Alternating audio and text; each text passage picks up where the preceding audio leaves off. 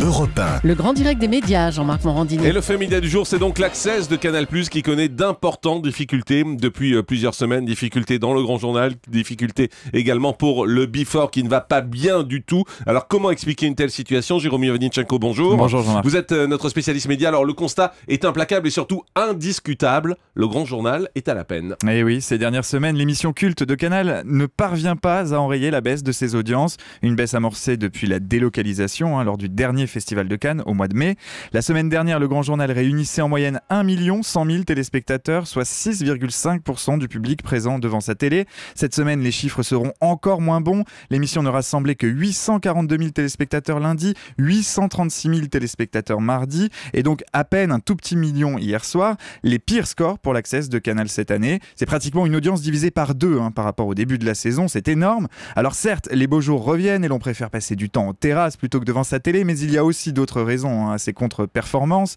En interne, un argument revient très souvent, c'est le grand écart entre le glamour et des invités internationaux très prestigieux, que le grand journal est d'ailleurs souvent le seul à recevoir en plateau, et de l'autre côté, des débats très sérieux autour de grands sujets d'actualité un petit peu lourds. Le spectre balayé serait donc peut-être un peu trop large. On peut aussi ajouter à cela une raison plus concrète qui réside dans la structure même de l'émission. Le grand journal est très séquencé, ce qui n'incite pas toujours à suivre l'émission dans sa totalité, mais à la consommer plutôt en replay par petits morceaux. C'est ce qui arrive souvent pour la météo de Doria ou pour les sketchs de connasses qui cartonnent lorsqu'ils sont partagés sur les réseaux sociaux notamment.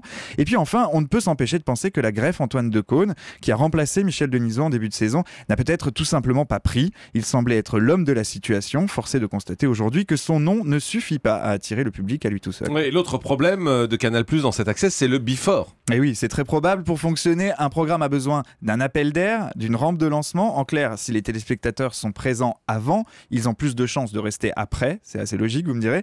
Et là, le grand journal n'a vraiment pas été aidé cette saison par le Before, véritable catastrophe industrielle. Thomas Touroud, l'animateur de l'équipe du dimanche, s'est vu confier en début de saison ce magazine de pop culture programmé à 18h. Et le moins que l'on puisse dire, c'est que ça ne prend pas. Cette semaine, il a touché le fond, mardi, avec 19 000 téléspectateurs seulement. C'est 0,1% du public, des scores quasi insignifiants. Ouais, et c'est battu par toutes les autres chaînes, y compris les chaînes de la TNT, HD, Chérie 25 et tout ça. C'est incroyable. C'est incroyable. Alors certes, la mission de Thomas Touroud n'est pas évidente. Il ouvre la parenthèse en clair de Canal+, chaque jour à 18h05.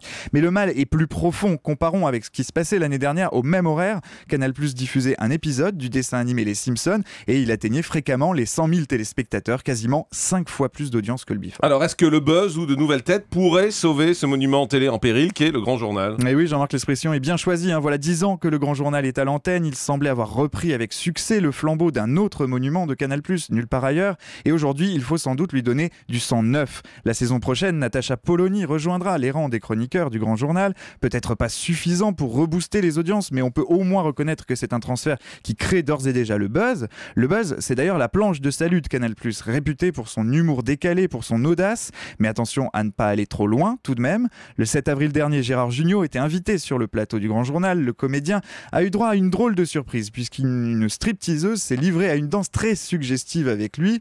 Un moment de télé qui avait fait beaucoup parler à l'époque, mais qui n'a pas été du goût du Conseil supérieur de l'audiovisuel, qui est intervenu hier auprès de Canal+. Le CSA s'est plaint de la diffusion sans signalétique d'une séquence au cours de laquelle une femme a effectué un numéro de déshabillage débouchant sur une posture corporelle avec 2 personnes présentes sur le plateau. Bref, ça c'est le vocable employé par le CSA. Le CSA qui ajoute que cette séquence relevait de la catégorie 2, déconseillée aux moins de 10 ans en raison de sa vulgarité, de son indécence et de sa répétition, et qu'elle était susceptible de porter atteinte à l'image des femmes dans les médias. Décidément, quand ce ne sont pas les téléspectateurs qui boudent le grand journal, ce sont les sages du CSA qui le rappellent à l'ordre. Alors on peut dire qu'Antoine Decaune aura bien mérité ses vacances avant de rempiler la saison prochaine. Merci beaucoup Jérôme Ivanichenko. Le grand direct des médias, Jean-Marc Morandini.